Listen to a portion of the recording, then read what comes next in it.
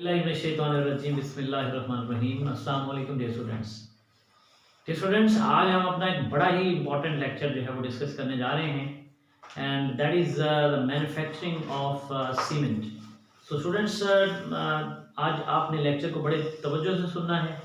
आज के लेक्चर में हम देखेंगे कि सीमेंट क्या होता है, इसकी कंपोजिशन क्या है, वेट प्रोसेस और डाई प्रोसेस में क्या डिफरेंस होता है, और इसी तरह से स्टूडेंट्स हम ये देखेंगे कि वेट प्रोसेस में किस तरह से सीमेंट को प्रिपेयर किया जाता है और उसकी डायग्राम की मदद से हम प्रोसेसिंग को जो है वो डिस्कस करेंगे। तो चलिए स्टूडेंट्स, अपने आज के लेक्चर की तरफ बढ़ते हैं।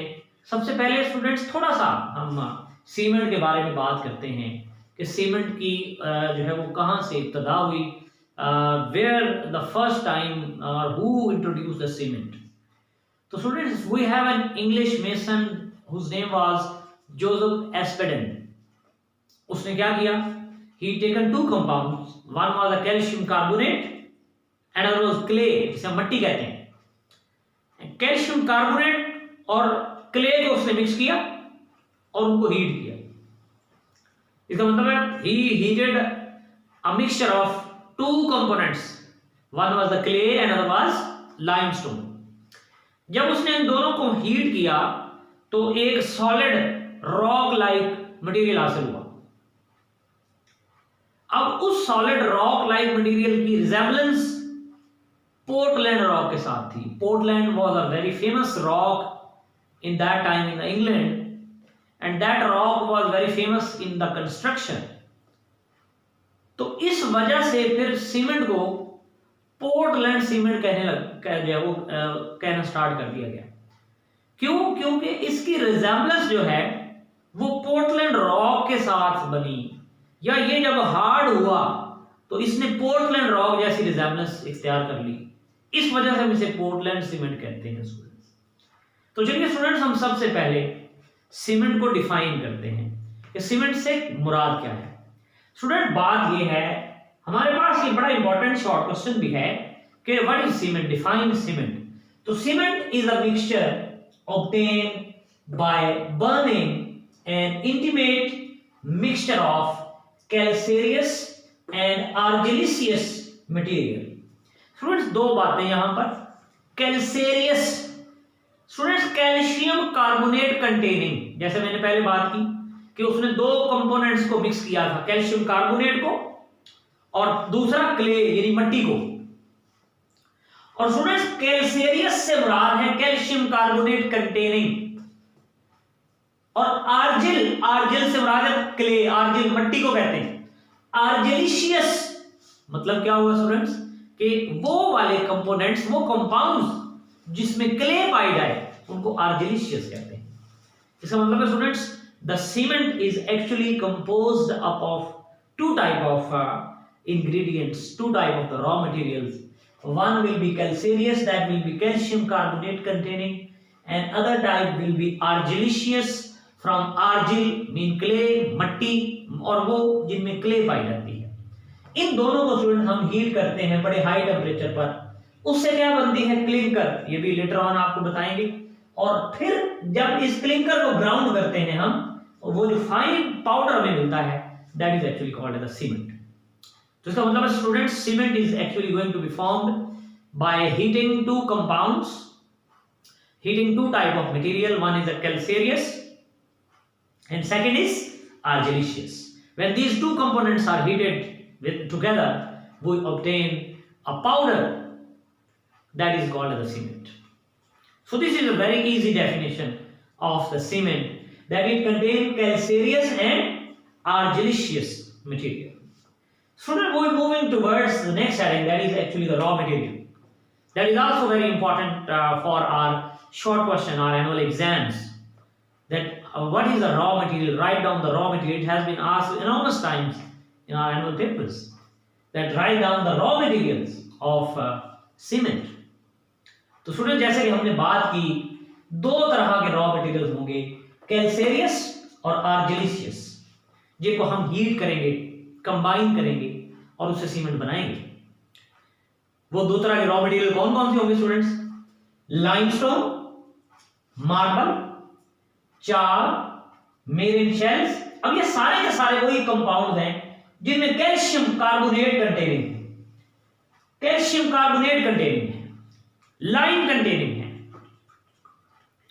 जबकि स्टूडेंट्स ये आर्जिलिशियस क्ले, शेल, ये रॉक्स हैं, शेल और स्लेट। और ये जो ब्लास्ट फर्नेस है, ये हमारे पास आपने पढ़ी होगी फर्नेस, जिसमें हम ब्लास्ट फर्नेस जिसे कहते हैं, उसमें जो स्लैग एंड पे बचती है उसको हम बार औकात यहां पर यूज करते हैं for the manufacturing of the cement. So these are the argillaceous material, and the third and very important component of the cement is the gypsum, which is added about 2% to increase the setting time of the cement. It means that we have 3 types of raw materials.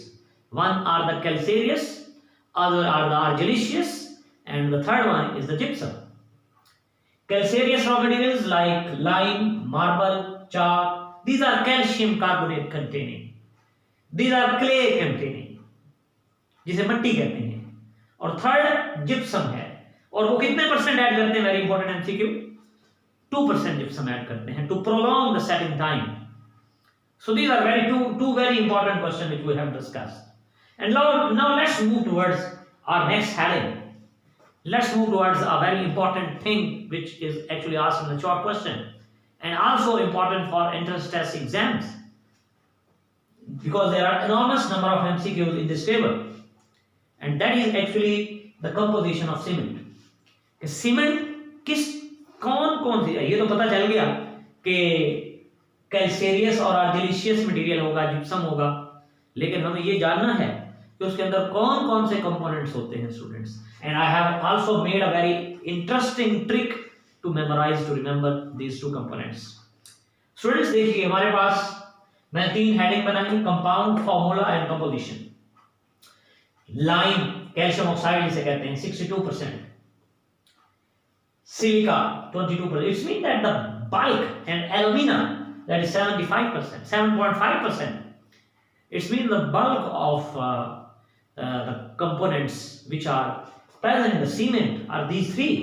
One is the lime, then silica, and then alumina.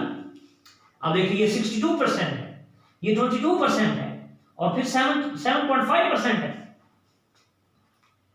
इसका मतलब ये हुआ कि इनकी composition या cement की composition में इनकी तीनों की कंसंट्रेशन बहुत ज्यादा हाई है। फिर manganese oxide, magnesium oxide 2.5, iron oxide 2.5, sulphur trioxide you can see it is 1.0%, and similarly we have sodium oxide 1%, and we have potassium oxide that is also 1%. तो स्टूडेंट इसको याद रखने के लिए, इसको मेमोराइज करने के लिए, यकीनन आपको लगेगा कि ये हम कैसे याद रखेंगे, तो हमें इनके नाम याद होने चाहिए, परसेंटेज हमें जो है वो देखिए, ये 2.5 है, फिर आगे 1.5 आ जाएगी, फिर डिक्रीज कर देंगे 1 और दोनों की 1, और इनकी पहले याद करनी 62, 22, फिर 7.5, ये याद हो जाएंगे, यानी 62, 22, 7.5, फिर 2.5, 2.5, 1.5, 1.0, 1.0, इस तरह से ये याद हो जाएंगे। अब आप ये नाम कैसे याद होंगे, नाम भी स्टूडेंट याद होंगे। नाम याद करने के लिए भी आपको एक मैजिक ट्रिक बताने जा रहे हैं। तो वो मैजिक ट्रिक क्या है, हमारे पास एक शख्स है जिसका नाम है लासामी, लासामी, और वो क्या है, लासामी इज एन एसएसपी। इसका मतलब ये हुआ students, we will memorise it that लासामी एसएसपी। इसका मतलब ये हुआ, ला से क्या बना, लाइम, एस से सिलिका, ए से एल्यूमिना, एम से मैग्नीशिया, आई से आयरन, एसएसपी से क्या बना, सल्फर ट्राइऑक्साइड, एस से सोडियम ऑक्साइड, और पी से potassium oxide. It's mean that these all are the oxides of the metals which are present in the cement manufacturing, and they have different concentration, they have different percentage with which the cement is composed of all. That is Lasami SSP। इस तरह आप आसानी से याद रख सकते हैं, और इसकी परसेंटेज बड़ी सिंपल है, 62, 22, 7.5, 2.5, 2.5, फिर 1.5, फिर 1.0, फिर 1.0, so you can memorize। तो ये ना स्टूडेंट हमारे पास 3 चीजें थी, that what is the cement, what are the raw material required for the preparation of the cement, and third one is what is its composition. Now let's move towards our next point, that there are two type of processes with which the cement is manufactured throughout the world. And these two processes, one is a dry process, another is a wet process. I have made a difference that is very, very important for entrance test exams. So note it, note down on your copies that there is very, very important points which I am going to tell you. First point, I have a dry process, then I have a wet process. तो students ये दो तरह के process है, dry process और weight process. हमारे curriculum में weight process को एक्सप्लेन किया गया है और मैं डायग्राम के जरिए जो बड़ी इंपॉर्टेंट होगी आपके सामने इसको लेटर ऑन जो है वो एक्सप्लेन भी कर रहा हूंगा. अब स्टूडेंट्स जरा तवज्जो कीजिएगा. ड्राई प्रोसेस में क्या करते हैं, नाम से जाहिर है ड्राई. हम क्या करते हैं, it is used when raw material is strong, it is hard. But the wet process is actually used when the raw material is soft and it cannot be properly mixed without water. It means that the mixing of raw material requires water. It means that we have two type of processes. One is a dry, another is a wet. In wet process, the raw material is soft, and in dry process, the raw material is hard. Second point, raw material is changed into powder. यानी जब हम उसकी crushing करते हैं, जब हम उसकी grinding करते हैं, then that crushing and grinding or the mixing is preferred or it is performed without water. In dry process, we are not going to add water, without you can say that the raw material is changed to powder without H2O mixing. यानी water हम यहाँ पे नहीं mix करते और ये क्या है, that is difficult. But the raw material is changed to powder in the presence of water, which is easier, and it is free from dust because you are crushing and grinding in the presence of water. Then what will happen? There will be no dust. There will be no dust which is going to be produced. But here you can see that dust is going to be produced. In this process, the composition is not adjusted easily. यानी हम composition को adjust नहीं कर सकते, fix composition नहीं होती जो components हम मिक्स करते हैं, जबकि यहां पर हम कंपोजिशन को एडजस्ट कर सकते हैं. And desired concentration, desired component cement is easily prepared, while as more fuel is used in this wet process, while less fuel is used in the dry process. Student ये कुछ comparison हैं दो तरह के processes के दरमियान. इनमें एक वेट प्रोसेस है और दूसरा हमारे पास ड्राई प्रोसेस है. वेट प्रोसेस को हमने सॉफ्ट मटेरियल के मौजूदगी में प्रेफर किया, फिर यहाँ पर हमने हार्ड मटेरियल, इसको विदाउट वाटर क्रश किया, इसको वाटर की प्रेजेंस में क्रश किया. ये डस्ट फ्री है, नॉइज फ्री, नॉइज भी कम होगी, यहाँ पर डस्ट प्रोड्यूस होगी, नॉइज भी बहुत ज्यादा प्रोड्यूस होगी. इसी तरह यहाँ पर कंपोजिशन को एडजस्ट कर सकते हैं, यहाँ पर मुश्किल. फ्यूल की कंजप्शन ज्यादा है, हालांकि फ्यूल की कंजप्शन ज्यादा है यहाँ पे स्टूडेंट लेस फ्यूल कंजप्शन, यहाँ पे फ्यूल की कंजप्शन कम है. Student the selection of the process depends upon the climate, that in which sort of environment the industry which is going to produce cement is present. What is the cost of fuel in that country where the cement is going to be produced? So these are some conditions. These are the availability of the water is also an important point. That at the site where the cement is going to be manufactured, whether water is easily available or not. These factors will help to determine, to finalize that which process we are going to utilize for the manufacturing of the cement. But students, remember, in Pakistan, most of the industries which are producing cement work on a wet process. So चलिए students, चलते हैं wet process. So let's we move towards the wet process. And let's we observe that how actually the cement is manufactured with the help of the wet process. So student हम wet process को detail से discuss करने जा रहे हैं. आप बड़ी तवज्जो से wet process को समझिएगा. मैंने डायग्राम के जरिए इसको समझाने की कोशिश की है ताकि स्टूडेंट आपको ये बड़ी अच्छी तरह से क्लियर हो जाए. स्टूडेंट आप जानते हैं कि हमारे पास जो पहला इसकी जो हेडिंग है, जो पहला पॉइंट है वेट प्रोसेस का, वो है क्रशिंग एंड ग्राइंडिंग। इसका मतलब ये हुआ कि student what we are going to do, we are going to crush and grind.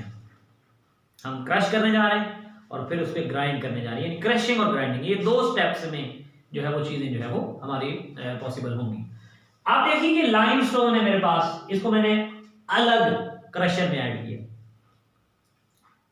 फिर इसी तरह मेरे पास क्ले है, इसे मैंने अलग क्रश किया। ठीक है स्टूडेंट्स, इसका मतलब है the first step is the crushing of clay and limestone separately. क्यों सेपरेटली क्रश किया, उसकी वजह भी है। फिर यहां पर मैं आ जाता हूं, मेरे पास मिक्सिंग, मतलब अब मैं क्या करने आ जा रहा हूं, I am going to prepare a slurry. मैंने स्लरी बनानी है, उसके लिए मैं रॉ मटेरियल को आपस में मिक्स करूंगा विद अ करेक्ट प्रोपोर्शन। एक करेक्ट प्रोपोर्शन, एक राइट आप कह लेंगे प्रोपोर्शन में मैं उनको मिक्स करूंगा। कैसे कि मैं 75% जो है वो लाइमस्टोन लूंगा जो क्रश्ड है, और 25% जो है वो मैं जो है वो क्ले लूंगा जो कि क्रश्ड है, और उनको मैं वेट ग्राइंडिंग मिल्स के अंदर लेकर जी। तो ये वेट ग्राइंडिंग में हम आ गए। वेट ग्राइंडिंग मिल्स में हमने अपने दोनों मटेरियल को लेकर वेट ग्राइंडिंग के अंदर आ गए। स्टूडेंट्स यहां पर हम क्या करने जा रहे हैं, वेट ग्राइंडिंग के अंदर हम स्टूडेंट ये करने जा रहे हैं बेसिकली कि हम अपने जो दोनों क्रश्ड लाइमस्टोन 75% और जो हमारे पास क्ले है वो 25%, हमने क्या किया, दोनों को यहां पर लेकर आए, उनमें वाटर ऐड किया और फिर उनको ग्राइंड किया। दोनों की ग्राइंडिंग की in the presence of the water. तो यहां से स्टूडेंट हमें क्या प्रोड्यूस हुआ, we obtained a slurry, यानी कि स्लरी से बना जैसे सीमेंट में हम पानी मिला देते हैं ना, तो वो एक मिक्सचर बन जाता है, उसे स्लरी कहते हैं। और ये जो स्टूडेंट स्लरी है that contain 35 to 45% of the water, यानी इसके अंदर वाटर का अच्छा खासा कंटेंट होता है। यानी हमने इसमें क्या क्या ऐड किया, 35% of the limestone, 25% of the clay and 35 to 45% of the water. That mixture of limestone, clay and the water is called as a slurry। और इस स्लरी को फिर हम रॉ मिल्स में ले जाते हैं, जहां पे बाद में हम इसकी फिल्ट्रेशन कर लेते हैं, वाटर को थोड़ा सा रिड्यूस कर लेते हैं, और अबाउट ये 20 to 25% जो है स्टूडेंट्स हमारे पास जो है वाटर उसमें रिमेनिंग रह जाता है। इसका मतलब स्टूडेंट हमारे पास 2-3 बड़ी इंपॉर्टेंट बातें हो गई कि हमने क्या किया, हमने लाइमस्टोन और क्ले को अलग अलग क्रश किया, फिर उनकी एक डेफिनेट प्रोपोर्शन को 75-25 को मिक्स किया, उनमें वाटर ऐड किया, उनको ग्राइंड किया। ग्राइंड करने के बाद हमें स्लरी हासिल हुई, उनको रॉ मिल्स में ले गए, वहां पर उनमें फिल्ट्रेशन बाद हम मैंने जैसे कहा कर लेते हैं, और हमारे पास स्लरी जो है वो अब नेक्स्ट फेज में जाने के लिए तैयार हो गई।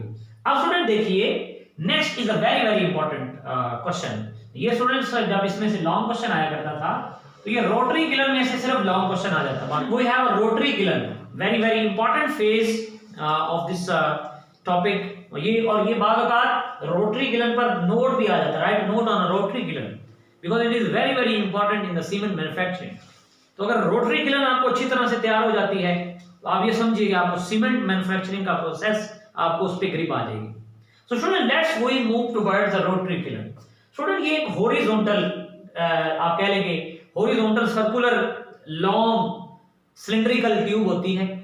इसका डायामीटर ये आप देख सकते हैं, इसका डायामीटर 8 से 15 फीट होता है, यानी 8 से 15 फीट तक इसका डायमीटर होता है, और इसकी लेंथ जो होती है वो 300 से 500 फीट तक होती है।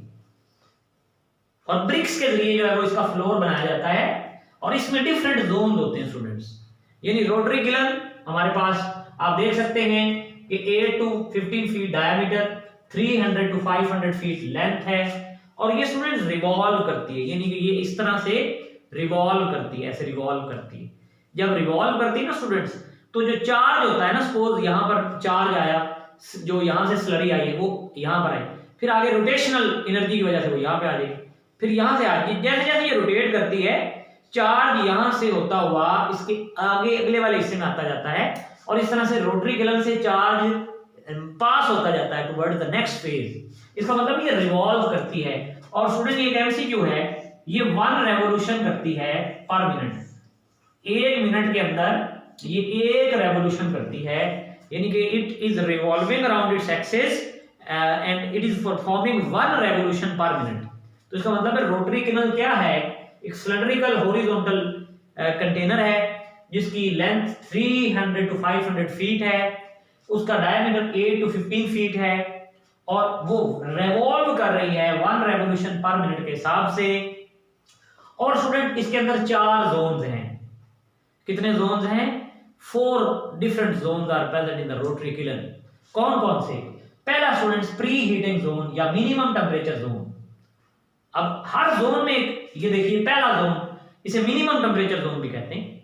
इस टेम्परेचर जोन में क्या होता है? क्ले, जरा बात को जरा तवज्जो से कीजिएगा, यानी आर्जिलिशियस जो मटेरियल है क्ले, वो ब्रेक हो गई एल्यूमिना में, फिर किसमें? सिलिका में, और फिर किसमें? आयरन फेरिक ऑक्साइड में। इसका मतलब हुआ students, in the pre heating zone clay is broken into the oxide of alumina, silica and iron. बात माइंड में रहेगी। इन pre heating zone what happen, you can say that clay is broken into alumina, oxides of alumina, silica and iron. Then the second one is the decomposition zone. And in decomposition zone, limestone, that is the calcareous material, that is broken down into calcium oxide and the lime and carbon dioxide. इसका मतलब है पहले zone में आपका आर्जिलिशियस material oxide में चले गए, दूसरे जोन में कैल्शियम कार्बोनेट कैल्शियम ऑक्साइड में चला गया, तीसरे जोन में जिसे हम कहते हैं बर्निंग जोन या इसे कहते हैं हाई टेम्परेचर जोन।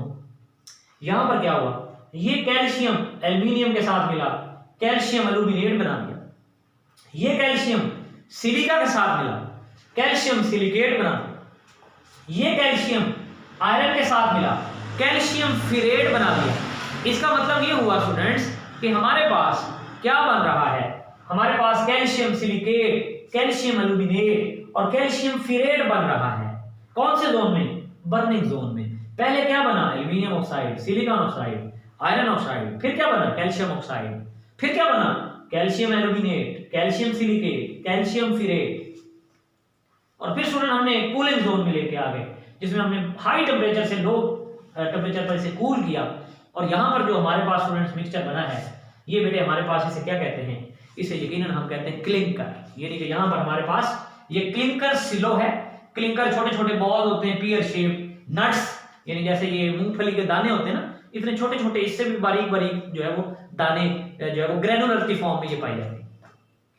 फिर स्टूडेंट हम क्या करते हैं, इस क्लिंकर सिलो में आते हैं, इसमें 2% जिप्सम ऐड करते हैं, 2% जिप्सम, क्योंकि इसका सेटिंग टाइम प्रोलॉन्ग हो जाता है। फिर क्या करते हैं, ये बड़ा इंपॉर्टेंट शॉर्ट क्वेश्चन है, why 2% gypsum is added to prolong the setting time, to increase the setting time of the cement।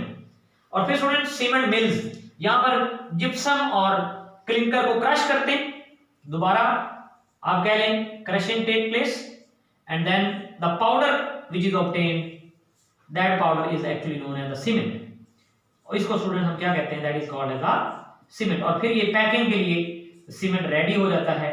तो ये स्टूडेंट हमारा वेट प्रोसेस इसके साथ ही मुकम्मल होता है, जिसमें हमने डिटेल के साथ, अब आप इसको रीड करेंगे तो ये चीजें आपको मुकम्मल क्लियर हो जाएंगी। तो ये बड़ा ही इंपॉर्टेंट टॉपिक है स्टूडेंट्स। नेक्स्ट लेक्चर तक इजाजत दीजिए। अल्लाह हाफिज़।